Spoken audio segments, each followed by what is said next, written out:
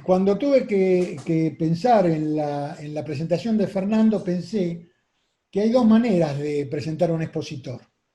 Una es mencionando los títulos y honores de lo que su currículum hace inventario, ¿no? Como pasa normalmente. Pero la otra es presentarlo por sus ideas. Yo a Fernando Stefani decidí presentarlo de esta última forma. No es que le falten ni títulos ni honores, todo lo contrario, pero personalmente creo que su valor primordial está en lo que piensa y en lo que dice. Por ejemplo, dice que, y transcribo, hay quienes creen que los países desarrollados invierten en investigaciones científicas y desarrollos tecnológicos porque les sobra dinero, como si fuese un lujo que pueden darse por tener necesidades básicas cubiertas. Y afirma que la realidad es muy diferente. Los países desarrollados participan de una carrera altamente competitiva por transformar hallazgos científicos en éxitos económicos. Cree que la investigación científica, los desarrollos tecnológicos y su articulación requieren trabajo continuo y transmisión de conocimientos de generación en generación, manifestando su convicción al expresar que si Argentina se decide en serio a expandir su economía en base a conocimiento, necesita establecer políticas de Estado, e inversiones públicas sostenidas en el tiempo para garantizar el funcionamiento sostenido en el tiempo de los eslabones elementales de la innovación industrial. Esas son sus ideas y con ellas creo yo haber presentado de la mejor forma posible al doctor ingeniero Fernando Stefani. Fernando, el micrófono es tuyo.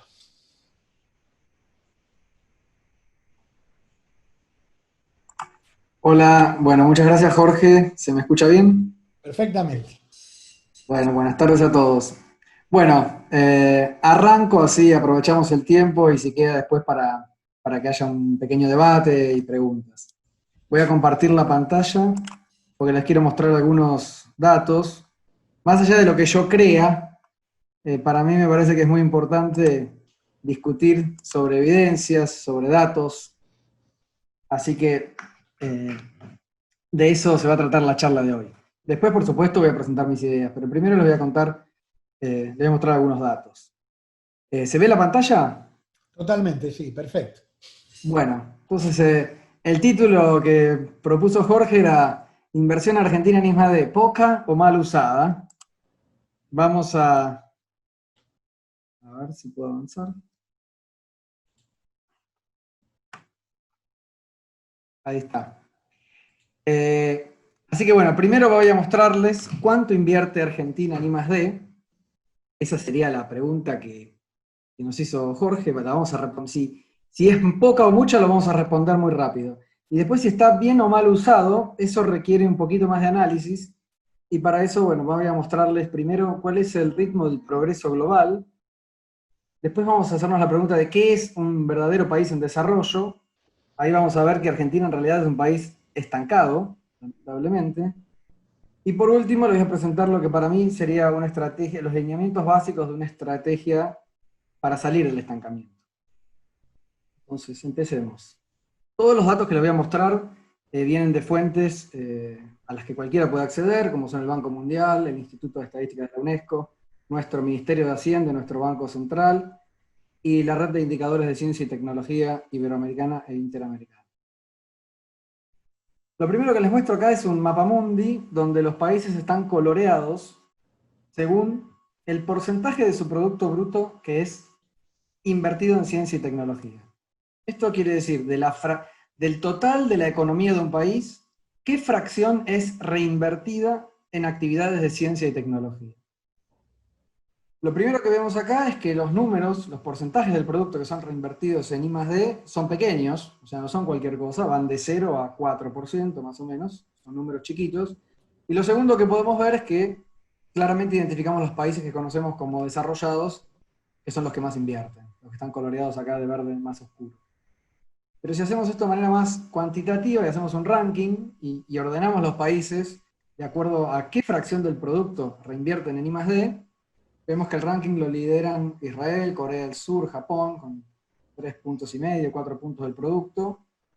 Por el medio están Brasil, Rusia, Malasia, con 1 punto del promedio más o menos, y Argentina está escoltado por Etiopía, Letonia, Gabón y Senegal, con un 0,5-0,6% del producto.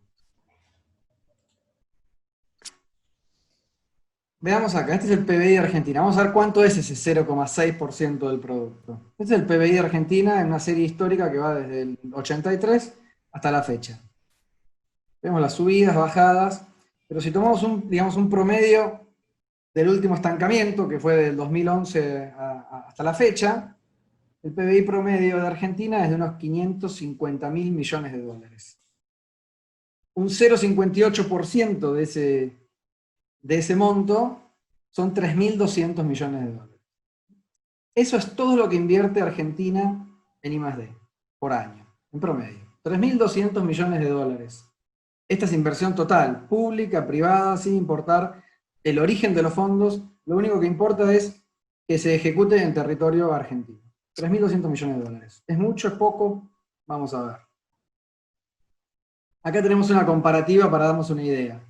Ahí está la Argentina con su inversión total de 3.200 millones de dólares, y al lado tenemos el Instituto de Tecnología de Massachusetts, el MIT. Probablemente algunos de ustedes lo conozcan, si no son científicos, lo conozcan de las películas.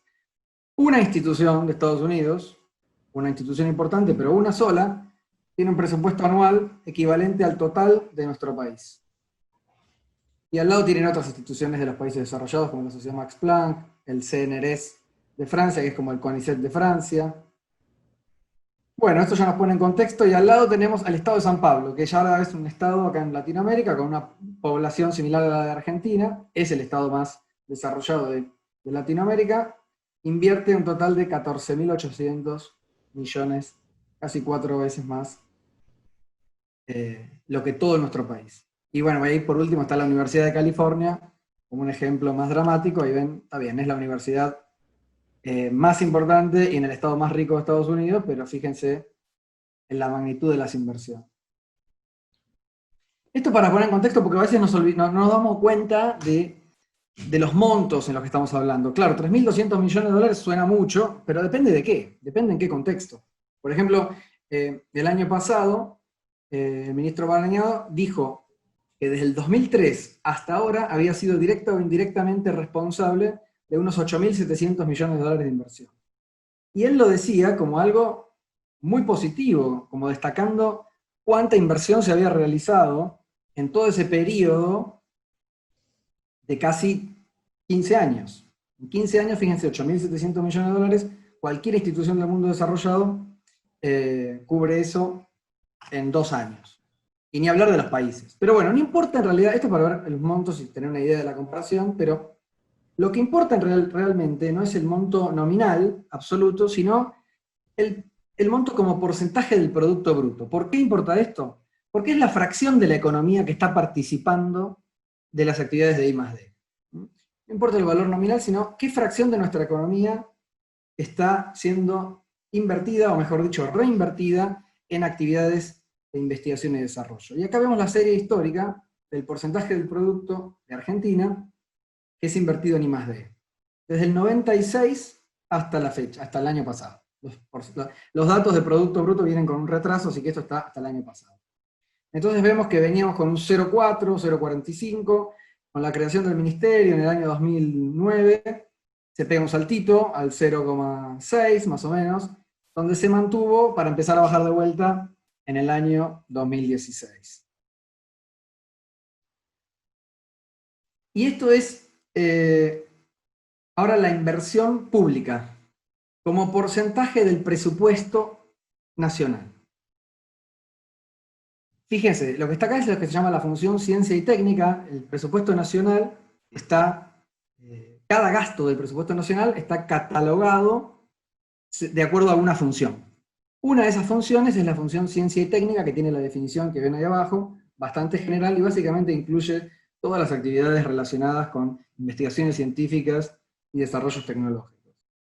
Entonces, si vemos la inversión pública en ciencia y tecnología, Está expresada en millones de dólares para que sean más fáciles de comprender. Acá, en toda mi presentación, voy a hablar de tendencias y de orden de magnitud de las cosas. No vamos a estar hilando fino al detalle, porque el problema que tiene la Argentina es de orden de magnitud. Es un problema conceptual. Entonces vemos que esta inversión, la inversión pública en I+D, fue creciendo del 2008 al 2015, y después volvió a bajar, prácticamente para recuperar el mismo nivel que tenía o menor que el que tenía en el 2009. Bien, esto puede deberse a fluctuaciones también, está expresado en millones de dólares, o sea que esto puede deberse a fluctuaciones del tipo de cambio, del valor de nuestra moneda, etc. Pero si vemos la gráfica de la derecha, este es ahora el porcentaje del presupuesto nacional destinado a esta función. O sea, de todo el gasto que hace el Estado Nacional, ¿qué porcentaje se dedica a inversiones en I+D? Y vemos que esto es una curva monótona decreciente. Acá ya no vemos la curva en forma de U del otro lado, sino que la fracción del presupuesto que se fue destinando fue sistemáticamente menor. Esto nos marca que la importancia que se le dio desde la política a la inversión en ciencia y tecnología se fue reduciendo de manera sistemática, desde el año 2009 hasta la fecha, de manera monótona, sin pausa. Bueno, eso ya nos marca un poco cómo viene la inversión argentina en I+D. Ahora les quiero mostrar este gráfico que parece complicado, pero no es tanto.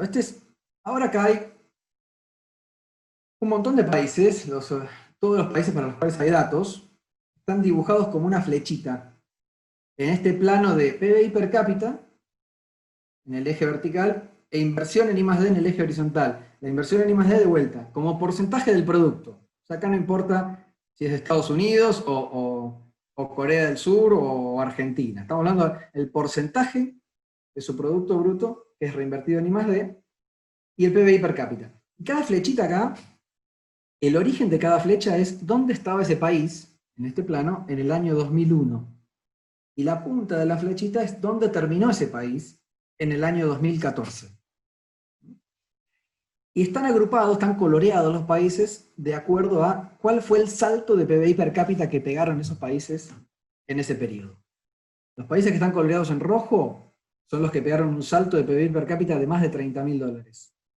Los que están en naranja tuvieron un salto de PBI per cápita de entre 15 y $30.000, los verdes entre 10 y 15, los celestes entre 5 y $10.000, ahí está Argentina y Brasil, y los violetas, su PBI per cápita se mantuvo prácticamente constante o aumentó menos de $5.000.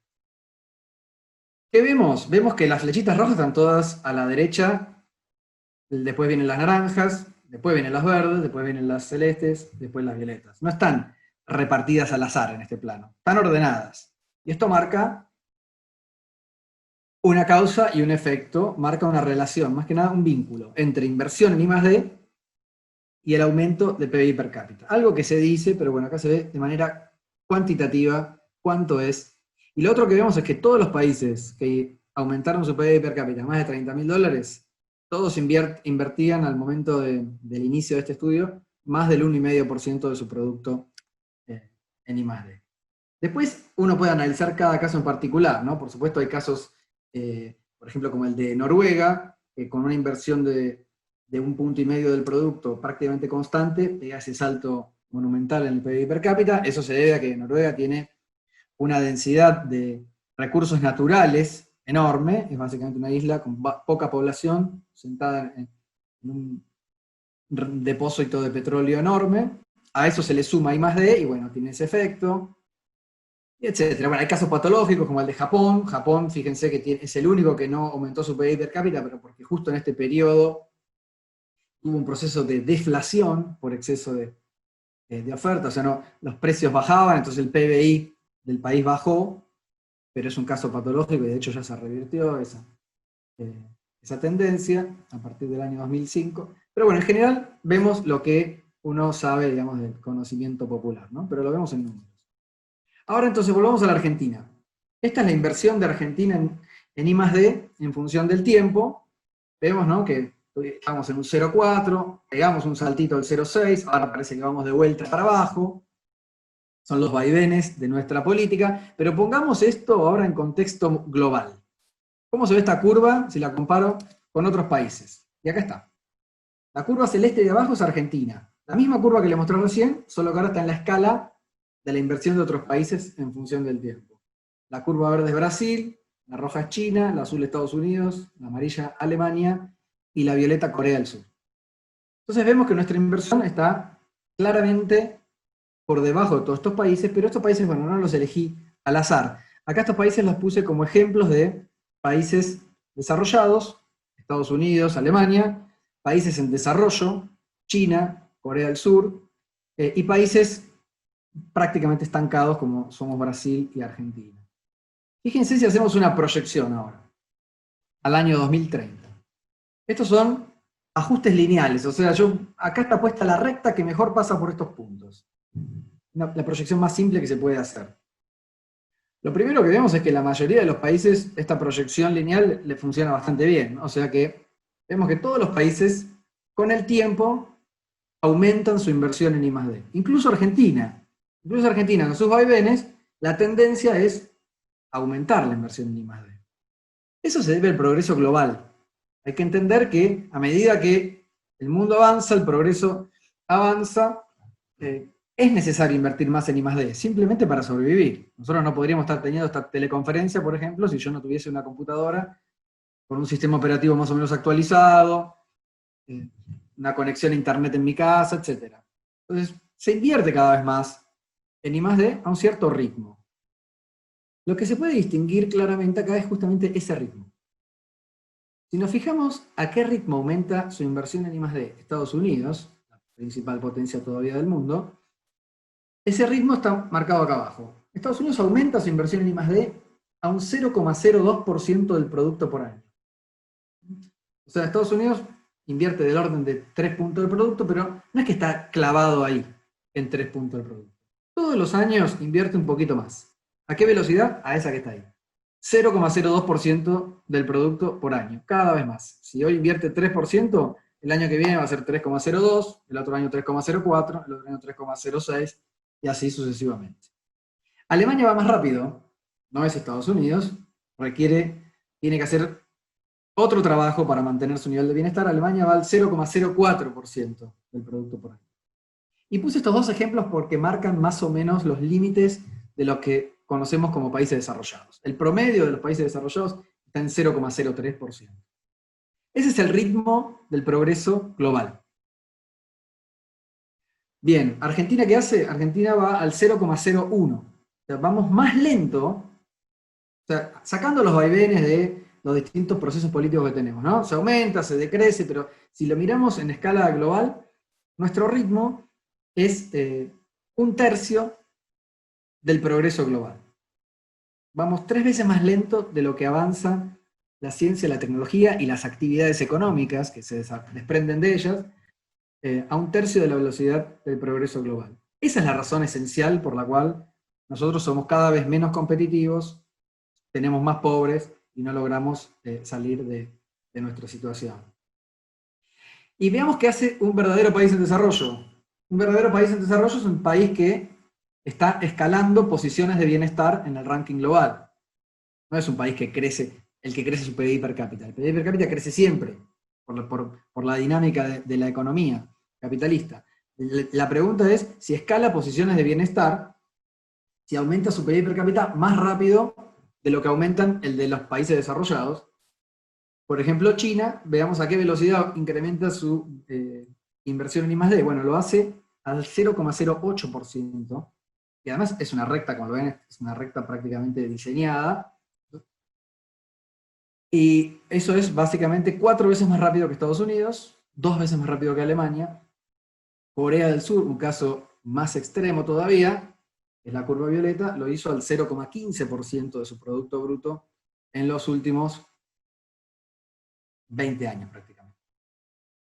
Bueno, esto es muy interesante. Ahí vemos, esta es una manera muy simple de discernir si un país está en desarrollo o no. Y también es divertido ver que la iniciativa china más importante se llama Made in China 2025. Y si vemos dónde se cruzan las dos curvas, la de Estados Unidos y la de China, pega en el palo, es en 2026 más o menos. O sea que China ha diseñado una política. China midió la velocidad a la que avanzaba Estados Unidos, le apuntó y está ejecutando un plan con precisión que, bueno, se está cristalizando, como todos ya sabemos, en este momento. Bueno, entonces Argentina tiene que hacer un cambio muy importante, un cambio cualitativo y cuantitativo en su estrategia de inversión en I+D. Acá les muestro, esto es llamativo porque existen ideas en el Congreso, de hecho, hay proyectos que tratan de planificar la inversión pública en I+D, o sea, no se puede legislar sobre la inversión privada hay que incentivarla, y para incentivarla hace falta inversión pública. Estas curvas que yo agregué acá ahora son proyecciones de inversión pública de Argentina, perdón, de inversión total de Argentina en base a una inversión pública según estos proyectos de ley que marco ahí. Los proyectos de ley intentan legislar sobre la función ciencia y técnica de Argentina. Si se mantuviese la misma relación de inversión pública-privada que hay hoy, darían origen a esta inversión total que grafico acá. Hay tres curvas, que son tres proyectos. La línea punteada es un proyecto del senador Omar Perotti, que presentó en 2017 y tuvo media sanción del Senado. Ese proyecto después pasó a diputados y quedó cajoneado durante 2 años. No se debatió y perdió estado parlamentario este diciembre. Y este año, la UCR, básicamente, fíjense, levantó el mismo proyecto de Perotti, casi copy-paste, y lo presentó en diputados, y el Frente de Todos también presentó un proyecto, que es el que está ahí abajo en la línea punteadita, con inversiones más modestas. Así que en este momento en el Congreso hay 2 proyectos, y esto es muy interesante porque hay 2 proyectos, uno por la oposición y uno por el oficialismo, que son análogos, y lo que difieren básicamente es en los números. Llama un poco la atención que el proyecto del Frente de Todos tenga una inversión para iniciar aún inferior a la que tenemos hoy en día. Eso es llamativo, y se debe, yo creo, a que no se comprenden bien cómo se computan estos números, no ha habido un debate serio sobre el tema, pero espero que ahora se pueda dar, porque dado que ya oposición y oficialismo tienen proyectos análogos en las mismas comisiones, lo lógico sería que esto ahora dé origen a un debate serio y se pueda llegar a un consenso entre todas las fuerzas políticas. Sería muy positivo. Bueno, entonces ya vimos cuánto invierte Argentina. La primera parte de la charla está respondida. Vamos a ver ahora, quiero dar un poquito más de por qué habría que invertir en ciencia y tecnología y cómo habría que invertir en ciencia y tecnología si queremos salir de este estancamiento. Entonces, bueno, vimos recién en los gráficos que les mostré que hay un vínculo entre mayor inversión en I+D y un mayor PIB per cápita. Pero claro que ese vínculo no implica causalidad, ¿no? Podría ser, la flechita esta podría ir para un lado o para el otro. Entonces es importante ver para qué lado va, de verdad. Que no va para cualquier lado, va para un solo lado. Entonces esto es lo que decía Jorge al comienzo de la charla. Esta es una frase que se escucha de distintos modos, pero se escucha mucho en la comunidad científica, en la política, en la sociedad en general.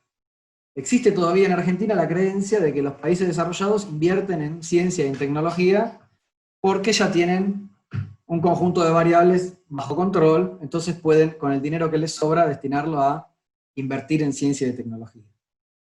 Bueno, esto ya está demostrado que no es así en numerosos estudios, pero se los quiero plantear de una manera simple para que quede el mensaje. ¿Por qué hace falta invertir en ciencia y tecnología? Imagínense que ustedes tienen un país, son responsables de un país, de una región, o de un municipio, lo que sea. O sea que ustedes cuentan con una cierta población, una cierta capacidad productiva instalada y unos ciertos recursos naturales. Y de algún modo se las ingenian para poner a ese país, a esa región, al máximo de su capacidad productiva. Está todo el mundo trabajando, cada uno de lo que mejor sabe hacer, la industria está produciendo a su máxima capacidad y los recursos naturales se explotan de la manera más eficientemente posible. Muy bien. ¿Qué pasa? ¿Se puede quedar uno ahí? Ya está, alcanzó la máxima productividad. ¿Se puede quedar uno ahí? No. No se puede quedar uno ahí y pretender mantener el nivel de bienestar. ¿Por qué? Porque todas las actividades económicas, todas sin excepción, pierden valor con el tiempo. Ya sea porque se reproducen y aumenta la oferta, entonces baja su valor relativo, o ya sea porque aparecen nuevas actividades económicas que hacen a la original obsoleta. Estamos hablando en términos históricos, pero estos tiempos se aceleran cada vez más. Piensen, por ejemplo, en Kodak. Por ejemplo, la empresa Kodak fue líder mundial durante décadas con un monopolio prácticamente vendiendo film fotográfico. Aparece la fotografía digital y la industria del film fotográfico prácticamente desaparece, se vuelve obsoleta. Esto pasó ahora, hace poco tiempo, pero si piensan en tiempos históricos, esto se repite todo el tiempo. A principios del siglo existía la industria del hielo. O sea, era negocio bajar hielo de las montañas y transportarlo en trenes y barcos para refrigerar alimentos. Aparecen los refrigeradores mecánicos, después los eléctricos, y esa industria desaparece. Todo el tiempo, las actividades económicas van perdiendo valor. Más rápido o más lento, pero indefectiblemente. Entonces, la única manera de mantener el nivel de bienestar es generar todo el tiempo, de manera constante, nuevas actividades económicas de mayor valor. Esa es la única manera de mantener el nivel de bienestar y eventualmente de mejorarlo. Hay que generar actividades económicas de mayor valor todo el tiempo. Y la única manera que conoce la humanidad para hacer eso es a través del conocimiento, la ciencia y la tecnología. Esa es la razón por la cual los países desarrollados invierten en ciencia y tecnología y lo invierten cada vez más, porque quieren mantener su nivel de bienestar e incluso mejorarlo. Y saben que la única manera de hacerlo es generando nuevas actividades económicas de mayor valor. Fíjense, este es el PBI per cápita de Argentina, desde el 83 a la fecha.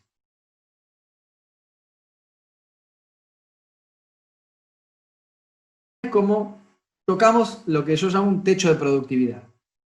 No logramos superar, no logramos generar riqueza más allá de cierto valor por habitante, por distintos motivos. Pero ¿cuál fue la reacción? La reacción típica a lo largo de nuestra historia en Argentina es, tocamos techo, votamos al partido político opuesto y se produce un cambio de paradigma económico-financiero. Generalmente después viene una crisis, como ven ahí, pum, nos vamos al tacho y después volvemos a recuperar y volvemos a tocar techo. ¿Y por qué tocamos techo una y otra vez bajo distintos paradigmas macroeconómicos financieros? Tocamos techo una y otra vez porque seguimos haciendo las mismas actividades económicas. Argentina, desde hace 100 años, básicamente exporta porotos, carne congelada y manufacturas de poco valor. Ahora se agrega lo que se llama la industria del conocimiento, que es básicamente software, son horas hombre produciendo código. Es código que se incorpora en principalmente, o sea, hay excepciones siempre, pero principalmente es código que se incorpora en aplicaciones y tecnologías más sofisticadas, tecnologías de telecomunicaciones, de finanzas, de entretenimiento, de salud, que después terminamos comprando. Entonces es como exportar, es análogo a exportar algodón y comprar textiles, o exportar cuero y comprar zapatos. Bueno, hoy se exporta código y se compran tecnologías de la comunicación, sistemas financieros, sistemas de entretenimiento, etc. Es un upgrade del subdesarrollo, pero no salimos del subdesarrollo, ¿no? Entonces, esa es la razón esencial del estancamiento de la Argentina. Seguimos haciendo básicamente lo mismo y no nos estamos preguntando de qué vamos a vivir en 20 o 30 años. Todavía hay gente en Argentina que se cree que Argentina era una potencia mundial a fines del siglo XIX, principio del siglo XX, porque tenía un PBI per cápita de los más altos del mundo. Es verdad que tiene un PBI per cápita muy alto, pero ¿en base a qué? Exportábamos porotos, granos, carne congelada, no muy diferente de lo que hacemos hoy, 100 años después. ¿Qué hacían los países que nos compraban los cereales y la carne? Mientras nosotros nos dedicábamos a eso, los países que nos compraban cereales y carne, y que estaban muchos de ellos en peores condiciones momentáneas que nosotros, ¿Qué hacían? Desarrollaban la mecánica cuántica, desarrollaban los motores de combustión interna, los barcos de gran porte, las telecomunicaciones inalámbricas, la electricidad, etcétera, etcétera. Pasaron 100 años, nosotros compramos todas esas cosas y seguimos haciendo lo mismo.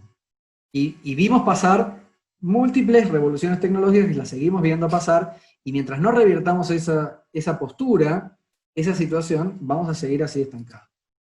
Bueno, acá tienen curvas de PIB per cápita de otros países, digamos, bueno, Estados Unidos es claramente la potencia mundial, pero vemos otros países como Malasia, que es la curva naranja que está ahí, es un país que está en desarrollo, Corea del Sur, bueno, y China, que tiene un crecimiento exponencial.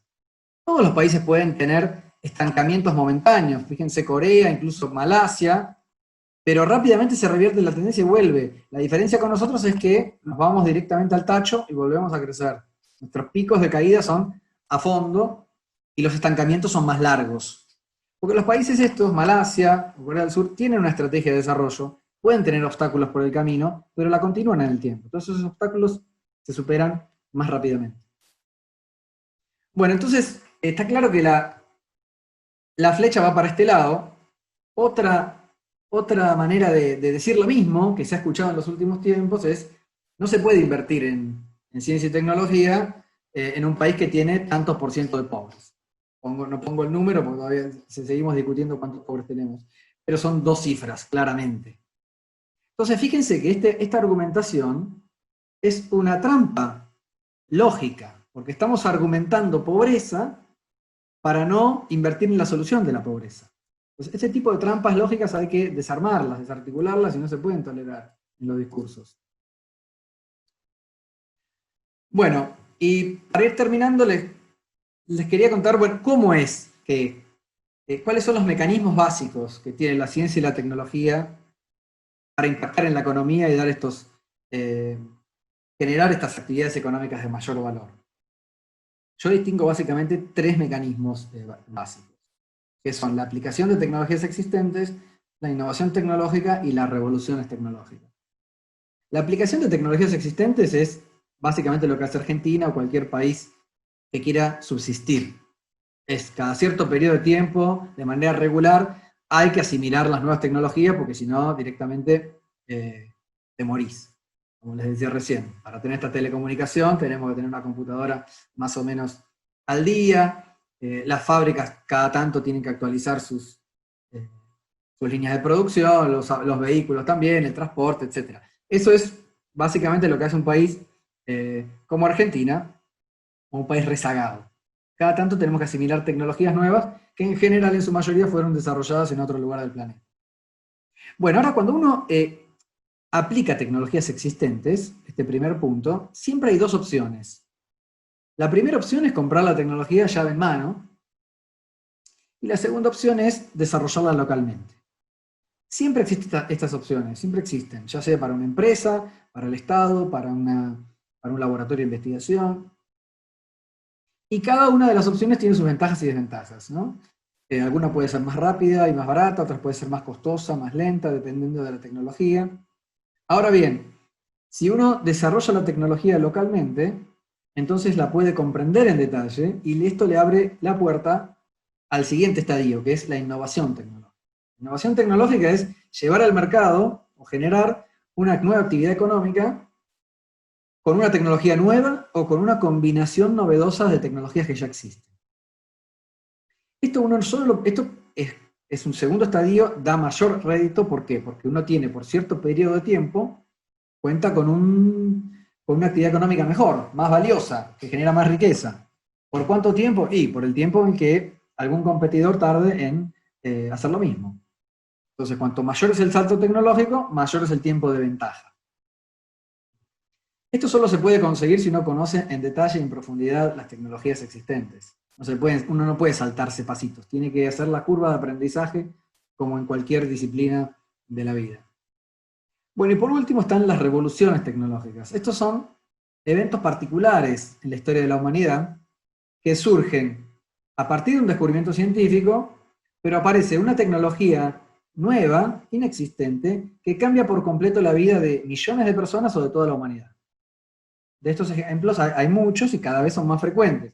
pueden pensar, por ejemplo, en los antibióticos, o en los anticuerpos monoclonales, o en el láser, o en la microelectrónica, o pueden pensar cosas más recientes, como todavía capaz nosotros no lo terminamos de asimilar, pero el proyecto Genoma Humano en Estados Unidos dio origen a un montón de tecnologías de secuenciación y de ADN y de medicina personalizada que ya es un mercado mundial de 20.000 millones de dólares y sigue creciendo y es parte ya de nuestro futuro.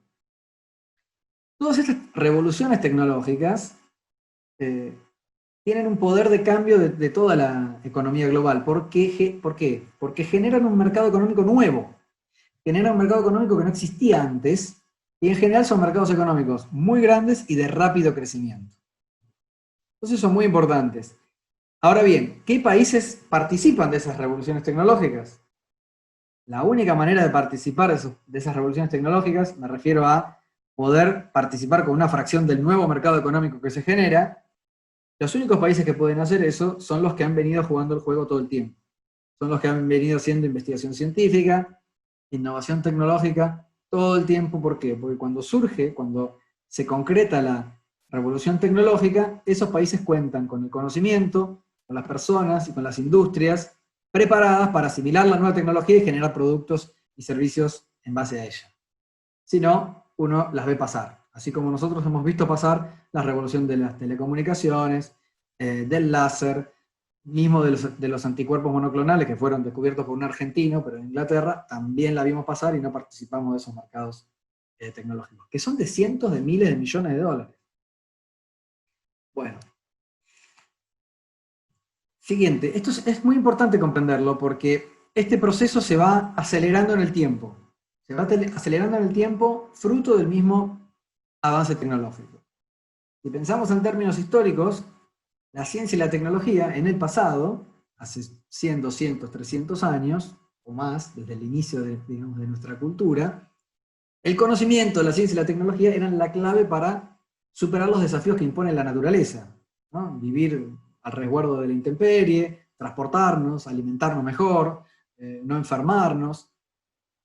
Ahora bien, en el futuro, los grandes desafíos que enfrenta la humanidad no son desafíos impuestos por la naturaleza, sino son desafíos impuestos por el propio desarrollo tecnológico, como el cambio climático, el abastecimiento energético, la globalización informática y comercial, una población mundial envejecida, una posible resistencia global a los antibióticos, etcétera, etcétera. La humanidad enfrenta grandes desafíos que son fruto de nuestro propio desarrollo tecnológico. Y la solución a esos desafíos va a venir de más ciencia y más tecnología. Y cada solución que se encuentre a cada uno de estos desafíos va a generar un mercado económico enorme, nuevo y de rápido crecimiento. Bueno, entonces, ¿qué debemos hacer? Bueno, claramente tenemos que revertir nuestra política científico-tecnológica productiva que no comprende este vínculo entre ciencia, tecnología, producción y bienestar. En Argentina seguimos pensando a la ciencia, no digo todo el mundo, pero es una tendencia muy, muy firme de pensar a la ciencia como un bien cultural. Se la piensa como algo, es algo lindo, bueno, neutro, sin partido político, y que cada tanto nos gusta mirar, cada tanto algún científico nuestro recibe un premio, generalmente en el extranjero, porque acá ni siquiera le damos buenos premios a nuestra ciencia, recibe un premio en el extranjero y todos decimos qué fenómeno, muy bien. Como Del Potro ganó un partido en Roland Garros y lo festejamos. Es una actividad cultural, deportiva casi. Y la tecnología se la considera como algo que si hace falta se lo compra en el extranjero. No tenemos arraigada la necesidad de desarrollar nuestras tecnologías. Y eso es otra mentira. Creer que uno puede comprar la tecnología cuando la necesita, no solo es una mala estrategia, es falaz. ¿Por qué?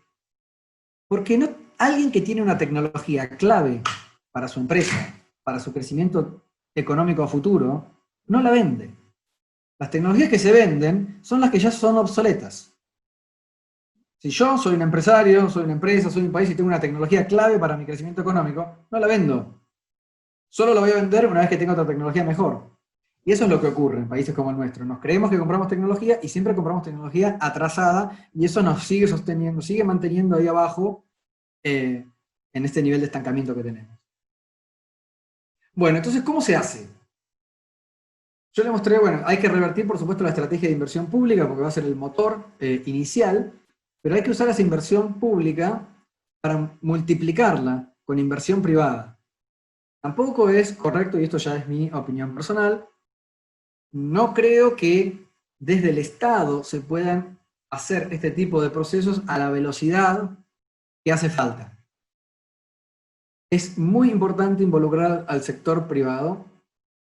Entonces hay que utilizar la inversión pública, que tiene que ser planificada y sostenida en el tiempo para dar previsibilidad y para dar confianza al sector privado. Hay que utilizar esa inversión pública para estos tres elementos básicos, que son generar un sistema nacional de investigaciones científicas de excelencia, y en este caso las investigaciones tienen que ser de amplio espectro, o sea, universal. Todas las áreas, todas las disciplinas son válidas en la investigación científica. Hay que generar instituciones de innovación. Estas no tienen que ser de amplio espectro. Las instituciones de innovación tienen que ser específicas y especializadas por sectores. ¿Por qué? Porque cada sector industrial, cada cadena de valor tiene requerimientos particulares. Y hacer innovación requiere conocimientos de los mercados, de la evolución a futuro de los mercados, de los competidores globales para cada sector, de las capacidades instaladas en Argentina y cómo se pueden modificar. Es un conjunto de conocimientos que no son solo científicos y tecnológicos, también son económicos, de prospectiva, de marketing, de financiación, incluso de lobby internacional, dependiendo del sector, que son muy específicos. Entonces la innovación industrial y la innovación productiva requiere instituciones especializadas por sector.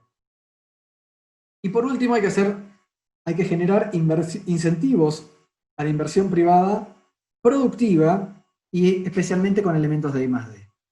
Los incentivos tienen que ser financieros, impositivos, regulatorios e institucionales. De hecho, los puntos 1 y 2, la existencia de un sistema de investigaciones científicas de excelencia y la existencia de instituciones de innovación industrial son incentivos a la inversión privada en innovación y en I+D. Bueno, entonces estos son los elementos básicos que desde mi punto de vista tienen que generarse para cerrar este ciclo de manera virtuosa. Ahora bien, ¿tiene Argentina los recursos para hacer este tipo de inversiones? Bueno, fijémonos, vamos a hacer unas cuentas rápidas. Ahí yo puse PBI de Argentina 600.000 millones, no, está mal, son 550.000 millones el promedio entre 2011 y ahora. Pero bueno, hagamos la cuenta, 550.000 millones de dólares, el 0,15% de ese monto, que sería aumentar a un ritmo de Corea del Sur, el más violento del mundo, significarían 550 millones de dólares. A tasa china del 0,08% serían 440 millones de dólares. No, perdón, está mal el número, son 800 millones para Corea, 440 millones a tasa china. Acá están los números correctos. Si queremos incrementar a tasa china, necesitaríamos invertir 440 millones de dólares más por año. Y si lo queremos hacer a la tasa de Corea del Sur, 820 millones de dólares por año. ¿Es mucho esto? ¿Es poco? Bueno, acá puse para comparar, por ejemplo, el giro de divisas al exterior en 2016 fue de 12.000 millones de dólares.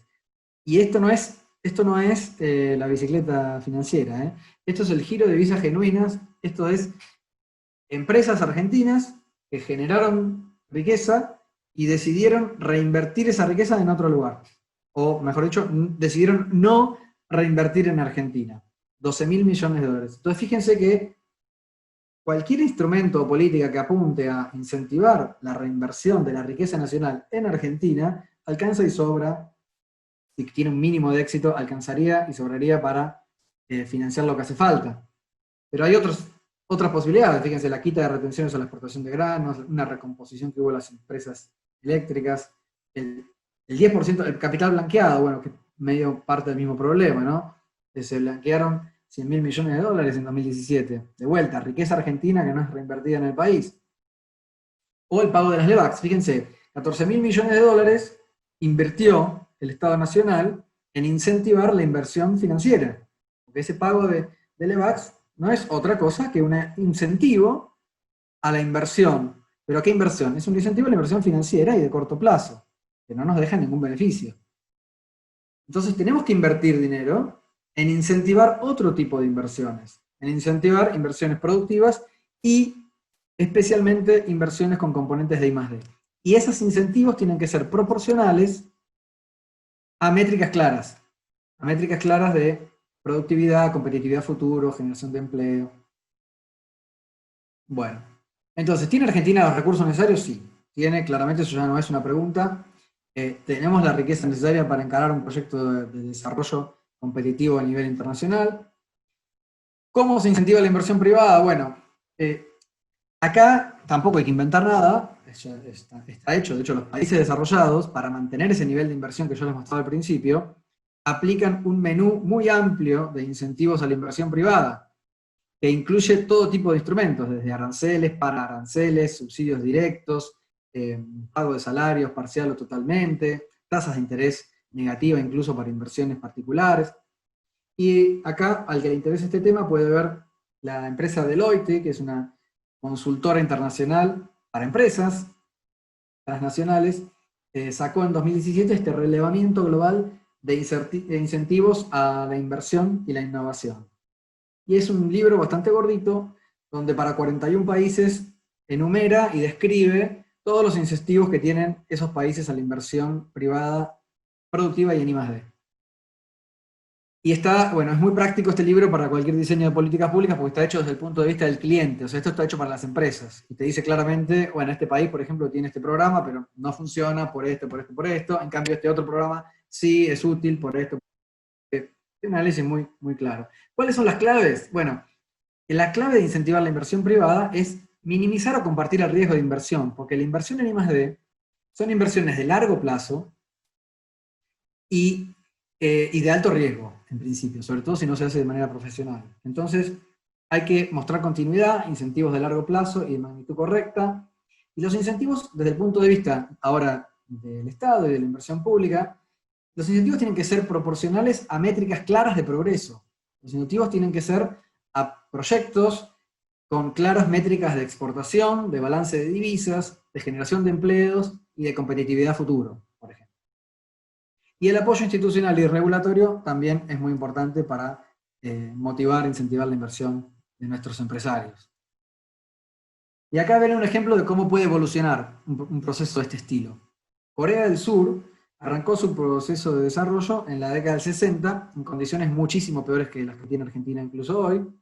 Tenía un PBI per cápita de $100, era un país básicamente de granjeros hambrientos, y comenzó su proyecto de desarrollo, y obviamente que la inversión en I+D era en un 95% pública. A medida que transcurrían los años, con una política consistente y coherente, la fracción de la inversión privada iba creciendo, como ven ahí. Después de 30 años se alcanzó un nivel de 50 y 50, público-privado, y ahí se produce un cambio rápido, donde la inversión privada pasa del 50% al 75%, donde se mantiene prácticamente constante hasta el día de hoy. En Argentina, para que tengan una idea, nosotros estamos en un nivel de 30-70, 30% privado, 70% público. O sea, la inversión nuestra es muy baja, y además el componente del sector privado es muy bajo también. Pero eso es normal, por el estadio de desarrollo que tenemos. Lo que tenemos que hacer es iniciar este proceso, y a medida que pasa el tiempo, a medida que existe una política científica o tecnológica productiva coherente a lo largo del tiempo, obviamente las inversiones privadas se van multiplicando. Bueno, y por último, muy brevemente quiero contarles cómo es que se invierte en I+D, y cómo es el ciclo de la innovación. Acá, este es un grafiquito donde yo muestro en el eje vertical la inversión en ciencia y tecnología, y en el eje horizontal el tiempo, ¿no? Acá podríamos considerar cualquier proyecto como de innovación. ¿Qué significa esto? Es llevar un descubrimiento científico, eso está al comienzo del ciclo, la curva celeste, ¿no? La investigación científica se realiza en todo el planeta, en universidades, en centros de investigación, con inversión mayoritariamente pública. Esto ocurre en todos lados. Y ahí es donde se descubren cosas. Bien. Bueno, ¿qué tiene que pasar para que un descubrimiento se transforme en un producto o en un servicio comercializado a escala? Que es la otra punta del ciclo. donde empiezan a participar las empresas e industrias, donde la inversión es mayoritariamente privada. Entonces, esto es cómo se distribuye más o menos, esta es la situación en nuestro país. Una inversión pública acá, en investigación científica, es poca, está mal gestionada, pero la hacemos una inversión en investigación científica, y nuestras industrias invierten ahí en sus proyectos, en sus productos. Fíjense que las curvas no se solapan mucho, porque son actividades naturalmente diferentes. La inversión en investigación científica, hecha en institutos y universidades, no penetra mucho en la producción. No penetra prácticamente nada porque no es el rol. El rol de un científico es descubrir nuevas cosas, comprender mejor la naturaleza, a los seres humanos, al medio ambiente, la interacción entre los seres vivos, etcétera, etcétera. Conocer mejor nuestro mundo y nuestro entorno. Ese es el rol de la investigación. El rol de la empresa es fabricar, comercializar un producto, un servicio. Es un rol completamente diferente. Entonces, ¿cuándo invierte en una nueva tecnología una empresa o una industria? Invierte en una nueva tecnología cuando se cumplen básicamente tres condiciones. Que sabe que esa tecnología le va a servir, o tiene, digamos, está convencido de que le puede servir, cuando sabe o está convencido de que la puede fabricar y comercializar, que es posible hacerlo, y tercero, de que sabe que va a ganar dinero con eso. Tiene que cumplir las tres condiciones, que son estas flechas que están acá abajo. El TRL es lo que se llama Technology Readiness Level, es el progreso de una tecnología nueva en su demostración de que sirve, como uno se le imagina, para un producto. El MRL es el Manufacturing Readiness Level, es como la posibilidad de fabricación. Y finalmente los estudios de mercado que van a decir si hay una oportunidad comercial o no. Cuando estas curvas están amarillitas, el empresario o la industria se anima a invertir. Antes no. Entonces se establece una brecha entre la investigación científica y la producción, que es un problema universal, no es un problema argentino. Es una brecha que se establece por la naturaleza diferente de las actividades. Y acá no comprendemos bien esto, entonces ¿qué pasa? Hay gente que cree que, bueno, nuestro problema, esta brecha existe porque los científicos investigan temas irrelevantes, investigan cualquier cosa. Hay otras personas que creen que esta brecha se forma porque nuestros empresarios son miserables y no invierten en tecnología, y como las dos no son excluyentes, hay gente que cree las dos cosas. Y el problema es que eso no es verdad. El problema es que acá hay una confusión de roles. Los investigadores tienen que investigar y las empresas y las industrias invierten en tecnología cuando saben que les va a servir. Entonces, esta brecha no se cierra echando culpas para un lado ni para el otro, se cierra con innovación. La palabra innovación se usa mucho en las últimas décadas, hace 30, 40 años no existía, pero se empezó a usar esta palabra porque el proceso de traducir y descubrimientos científicos en éxitos económicos se convirtió en un proceso muy competitivo y complejo. Involucra, como les decía antes, conocimientos sobre las tecnologías, sobre los mercados, sobre el progreso de los mercados a futuro. Y es importante todos estos conocimientos y la perspectiva, porque cuando uno decide encarar un proyecto de desarrollo, tiene una idea para un producto en base a una nueva tecnología o una combinación de tecnologías, desde que uno tiene la idea hasta que eventualmente logra comercializarlo pueden pasar entre 5 y 30 años, dependiendo de la complejidad de la tecnología. Y durante ese tiempo pueden pasar muchas cosas. Pueden pasar que uno cree que la tecnología funciona como uno quiere, entonces el proyecto va bien, pero de repente se da cuenta que no la puede fabricar ese producto, porque un elemento es muy complejo, muy costoso, por ejemplo. Entonces el proyecto se frena. Pero al año siguiente puede ser que surja un proveedor nuevo, o una nueva tecnología de fabricación, entonces ese proyecto que estaba parado revive. O también puede ocurrir que un competidor surja y aparezca un producto o un servicio análogo o que le robe una fracción del mercado. Entonces ahí el estudio de mercado, las perspectivas de mercado ya caen y ese proyecto se frena. Entonces pueden pasar muchas cosas y por eso es importante que el proceso de innovación esté hecho por expertos en cada sector industrial. Y esto en el mundo desarrollado se hace a través de instituciones, ahí les puse algunos ejemplos, que funcionan en general con financiación público-privada en esquemas de 3/3. En general se usa la inversión pública para mantener estas instituciones, para mantenerlas con la tecnología de punta para cada sector y con los expertos para cada sector. Hay un segundo tercio de la financiación que viene por contratos 50 y 50, se utilizan en general para los proyectos de desarrollo en su estadio inicial, son más riesgosos, y ahí se comparte el riesgo. Y finalmente, un tercer tercio que se obtiene de contratos directos con las empresas para terminar los desarrollos. Entonces, de esta manera se gestiona en el mundo desarrollado la innovación productiva. Bueno, con eso termino y por supuesto estoy dispuesto a contestar cualquier pregunta que tengan, y si tienen más información pueden bajarse ese documento donde está explicado esto y en mayor detalle. Muchas gracias.